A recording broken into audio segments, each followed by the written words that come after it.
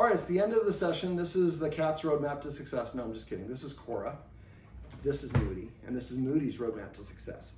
All right, so we started off this session by talking about marker words.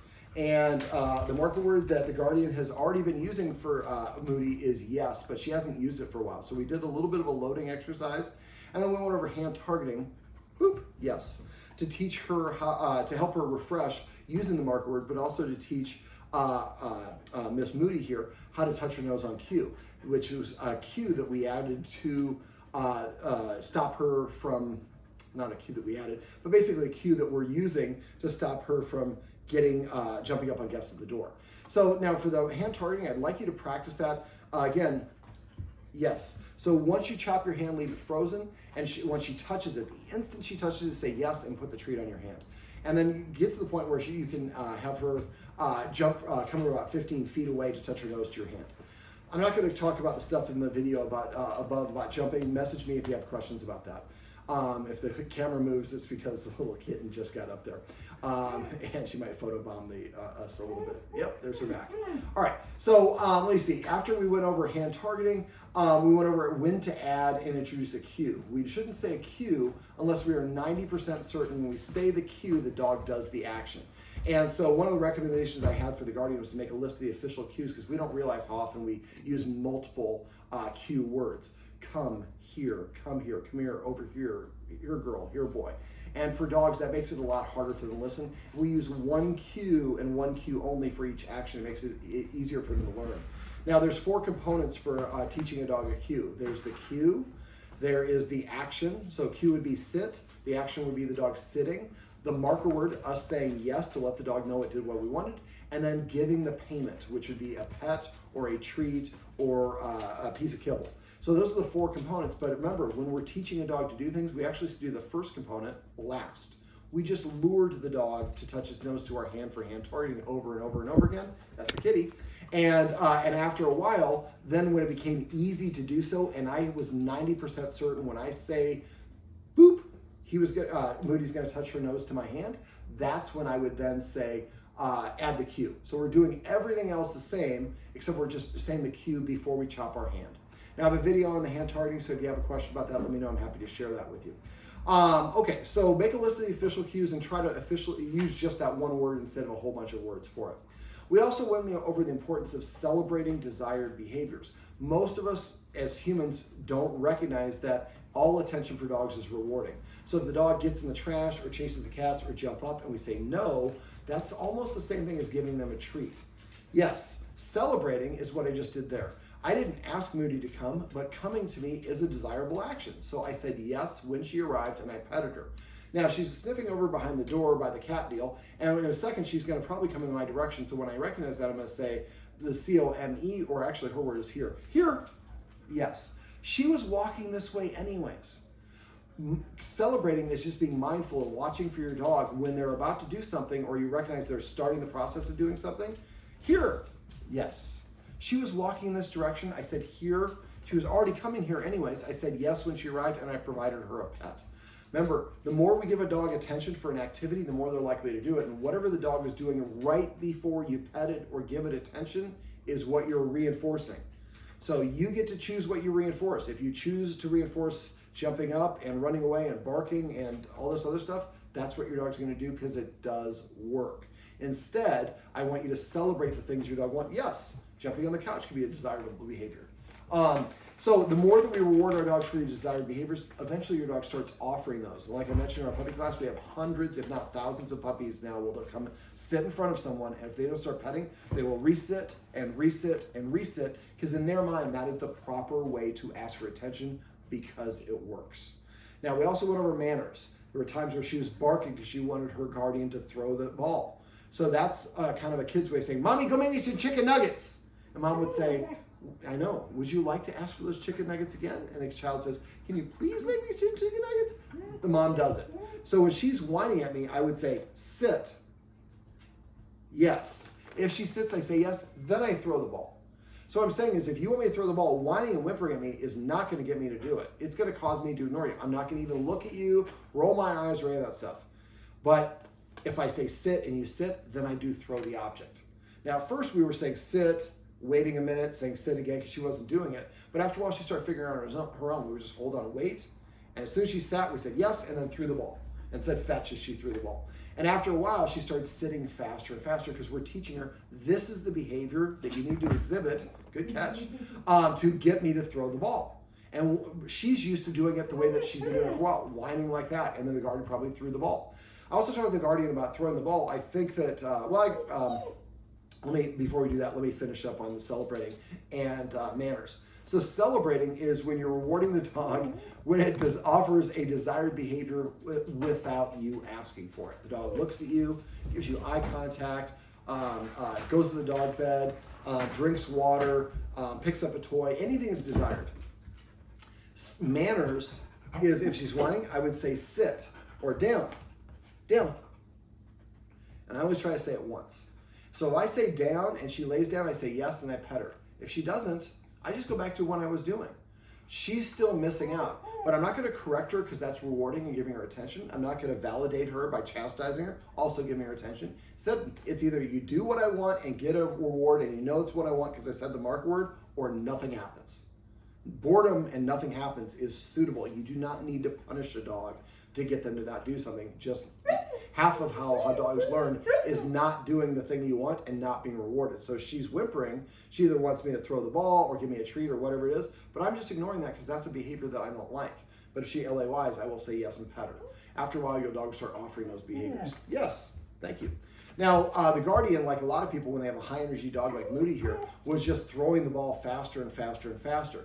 And the problem with that is she doesn't have any practice of impulse control. So I like to build impulse control into a number of little exercises and things that we can do. We did it with fetch. So when she brought the ball over, I would hold the treat up for her to get her to drop the ball. When she dropped the ball, then I'd hold the ball, I would tell her to sit. If she didn't sit right away, then I would wait a minute and maybe ask again. But after a while, I just wait. And as soon as she sat, then we would say yes and throw the ball. Yes for sitting, then say fetch, then throw the ball. Now that's something you want to do only at the initiation point, because eventually what we want to do is we want to get to the point where when I say sit, the dog sits on its own. But in this initial point, if I say sit, she doesn't sit right away, but sits a little bit later on, she is starting to figure it out, and I do want to reward her for that. But eventually, once she knows it, then it's sit, 1, 2, 3. If you don't sit by 3, then it's off. And then she's got to wait for me to say sit again, and I wait for the dog usually to disengage. But what we should see, and what we did see, is Moody was sitting faster and faster because that was getting her what she wanted. And so we want to sit her, get her, and you're on your own for the cats. That was a snapping for the cat, trying to get in the records. But basically what we want to do is eventually get the dog to practice settle themselves down. I do a high intensity interval weight training HIIT workout. I try to get my heart rate up. Then I coast for about 10 seconds. I get my heart back up. We're trying to get it up and down. The more that she practices settling down, the more impulse control she's going to have. Now, we can sit, we're going to go work on impulse control for an hour, but the better way to do it is little games like fetch. So eventually what I would do is she comes over, drops the ball. I would say sit. When she says sit, I would say yes. And I slowly pull the ball back, think about it. I'm gradually working up to this. Then I'd say fetch as I throw it, maybe 60 seconds later, 30 seconds later. Now, it's not always waiting it longer and longer. Maybe she brings back to you, she sits right away, fetch, and I throw it right away. But every once in a while, I want to start elongating that. So eventually she can bring the ball, sit, and she's practicing sitting there, controlling herself, waiting for me to throw that ball again. And so that's a great way to develop impulse control. We also went over the bucket game, which is the one where I had you holding the bucket, moving from 5 different sides. I'll try to mark it, link it in the write-up that I'm doing above. If I don't have it there, please let me know and I'll link that video. We also went over It's Your Choice. So It's Your Choice is if this is the dog's head, I hold my hand as far away from the dog as possible. When the dog looks at my hand, I say yes, and I take a treat out and I deliver it to the dog. Then I close my hand, and I keep on doing that until she's looking at my hand right away. After a while, then Moody, sit. And she's got to stay and sit the whole time. So when she looks at it, I think she needs to go OUT. Oh, do you have to go potty? Do you have to potty? So when she looks at it, I would say yes, give it to her, close my hand, and move it 1 inch closer. Eventually, you have it right underneath. You can take her out if you need to. That's a yes. And eventually, you get to the point where the treats are here, and you open it, she looks up, and she's looking at you for permission to eat the food, even though she can take it herself. These are great impulse control exercises. Now remember, for both of these, the dog has to stay in a sit the whole time. So if the dog sits and you do 5 passes of bucket game and go down here and do 3 passes and the dog gets up, you go all the way back to 0 and you got to have 5 passes here. So actually it's 5 passes here, 10, 15, 20, and then she's on the floor and waiting for you to give permission to eat her food. Let me see. We also went over exercise, and exercise is big for her. Her guardian right now does a great job of exercising her, but it's still probably not enough. So I went over some hacks and things we can do. Sniffing on walks burns almost twice as much energy for dogs as not sniffing. So I recommend the guardian allow her dog to sniff as long as it's safe to do so. I also like to incorporate, and sniffing also burns a lot of energy and is good for their confidence. I also like to play the find it game. We did cookie in the corner in the house, but we're going to walk and every block for no reason, pull out about 5 treats, show Moody you have the treat, and say find it as you toss the treat into the long grass. When she licks it up, say yes. When she looks at you, throw it again. Get in the habit of doing this. So this way, let's say that there's some dogs walking by across the street that she wants to meet and can't meet because they're aggressive, or you just want her to practice not meeting dogs. You can have her practice doing this, so it's a nice way to get her disengaged from that. It's also a nice way just to get her more aware of her environment. There's also, let me see, playing tug of war is a great way to burn energy, but again, don't let her get above level 5 energy. 5 is 50% of her energy range. And once she gets there, once she gets to 5, then she shouldn't be able to, then we need to give her a break or a timeout. Otherwise, she's going to go back to doing whatever it was, and she's playing too rough and too much. And that's when she's going to make those mistakes. I'm trying to entice the kitty to come over here. There we go. Yes, kitty, kitty, kitty. All right, so let me see. There's other things we can do. We can get her a doggy backpack, which is a harness with pockets on the sides. Putting bottles of water in there makes her walk more efficient. We can also play fetch, which her guardian likes to do. We've already talked about that. Eventually, the guardian can do dog skiing. Now, if you want to do dog skiing, there's a special type of harness you need to put on your dog that dissipates the weight. You'd never do one with a collar harness. So let me know if you want to do that, and I'm happy to share that with you. There's also mental stimulation. I showed the guardian a example of a snuffle mat. So feeding her out of a snuffle mat twice a day, and the one that I like is the RUNDA, Runda mat. It's about 35 bucks. So you put her food in there, she's working for her food. This makes like 2 extra short walks that we build in a day just by feeding her. We can also play that cookie in the corner game where we're throwing those treats. She find it. Yeah, there we go. There we go. Now make sure those aren't rawhides. Yeah. Okay. Rawhides are bad. You should never give your dog rawhides. They're soaked in formaldehyde and a lot of other nasty chemicals. But if she went outside, did her business, her guardian could have said yes and given her a treat. Now she can give her a treat as soon as she comes in, but this is not necessarily a treat. A chew item like this could be a reward, but you only have about 2 seconds after the action. So this is really more when you come inside, I get rewarded with one of these, which is fine. There's nothing wrong with it. But if you want to reward her with potty, I would have a treat with you outside. And as soon as she gets done going potty, say yes and give her a treat within that 2-second window. Let me see. We can also do enrichment games. Take a paper towel holder, the tube. Take a paper towel, bunch it up and put a piece of kibble in, fold it over, put a couple of, so you have a bunch of it, and then put it in the paper towel. Then put it down. She's got to open it up and to get these pieces of kibble. There's also that Omega Paw orange ball that I showed you. There's other treat dispensing toys and puzzles that you can get. Those are great ways to drain some of your dog's energy by making her use another muscle she doesn't use very often. When she does this, she's saying, I'm bored, I need some exercise. Take her out for a 10-minute sniff walk. Training is a great way to drain energy. So play the bucket game. Play the It's Your Choice game. Practice the hand targeting. Teach her how to roll over, play dead. Pick a new cue once a week, and all week long, you want to go outside, roll over. You want me to pet you, roll over. You want on the couch, roll over. You want me to throw the ball, roll over. After a while, you say, do you want it? And she's rolling over. And so now you've got a new cue. The more cues that you have, the easier it is to redirect the dog to do different things. And that's a nice way to delay delay things a little bit, to build that little bit of impulse control. Sit, yes. And I pull out the treat, yes. Touch, yes. So I'm saying yes for the action right away, but I'm taking a second to grab the treat and deliver it. We're elongating the time in between that, and the dog is focused, sitting there waiting. Now, if the dog starts barking, we waited too long. So there's that Goldilocks amount. Now, we gradually make it more and more, but every once in a while, throw her a bone. Let's say you're up to 20-second wait. Every once in a while, sit, yes, and then throw it right away. Vary it up so she has that practice and she doesn't ever know what to expect, but she is practiced at restraining herself. I would also like have her sit before you put the harness on. Sit before you prepare her food. Sit before you open the door to let her in or let her out. If you want to get her on the couch, sit. When she sits, then invite her up. The more that you do this, it's kind of just engendering a little bit of respect for you as the authority figure. And as you do this more and more often, eventually she's just going to come and sit down to prepay for that permission on the couch or the pets or whatever they may be. Let me see. I'm trying to think what else we went over. Set games. So make sure you look up 3 or 4 set games. Just find 3 or 4 for free.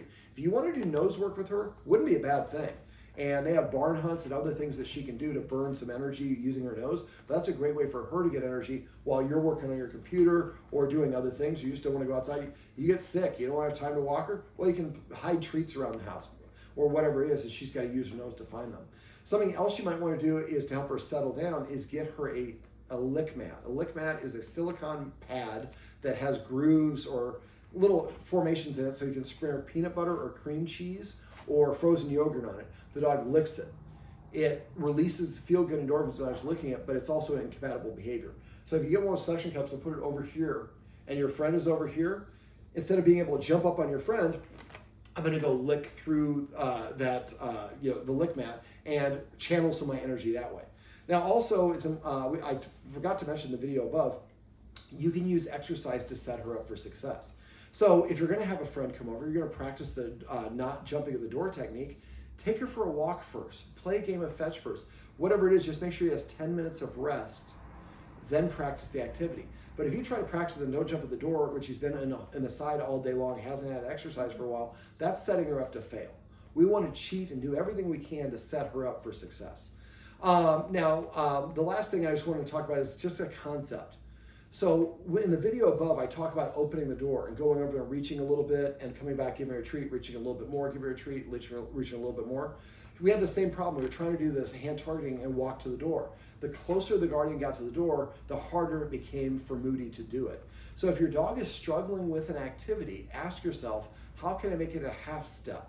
I can make it into quarter steps or eighth steps or whatever it is. Break it down into small steps, help your dog practice that first step over and over and over again a couple times, then go to the second step, then actually the third step. You've practiced them all individually, independently, then you can go and practice the whole enchilada together and work your way up to the real world situation. Most of us don't train our dogs how to perform, or if we train them, we try to perform them in the actual act, which is the worst time to learn. So set yourself some time apart to practice on going to the door or sitting at the door or whatever it is, so that you're not feeling that pressure like I gotta rush through it, because that's kind of training your dog that will just rush and push our way through it. Sometimes you gotta do that, it's fine. But be mindful of it as much as you can and practice the way that you want her to behave, as opposed to just having her being exposed to things that are happening and accidentally training her to do what you don't want her to do. Moody, come here. Come up here. I know I'm saying it a whole bunch of different versions, aren't I? Moody, here. That's what I was looking for, yes. That's like that. Like you look like Quest right there. All right, how about come here? Sit. This is my buddy Moody, and this is Moody's roadmap to success. Remember, everything you do trains your dog. Only sometimes you mean it. You're on your own with the cats.